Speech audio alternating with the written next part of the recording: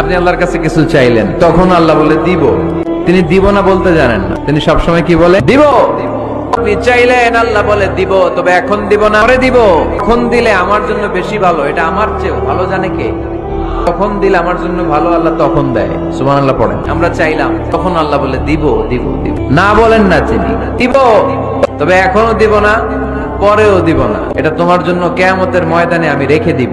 বিপদে পড়ে যাবা, দিন আকাশের সূর্যটা মাথার কাছে নেমে আসবে, সূর্যের প্রচন্ড প্রখর তাপে তোমার মাথার মগজগুলো গলে গলে ভাতের মাড়ের মতো কান দিয়ে আর নাক দিয়ে টপটপ করে পড়বে। তৃষ্ণায় ক্ষুধায় পেরেশানিতে জিহ্বাটা বের হয়ে কুকুরের মতো নাভি স্থল পর্যন্ত ঝুলতে থাকবে।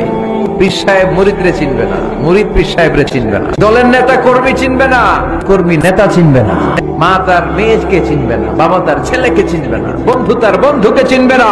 ওই কঠিন দিন আমি তোমার এই দোয়ার বদৌলতে বাঁচায় দেব। আল্লাহু আকবার।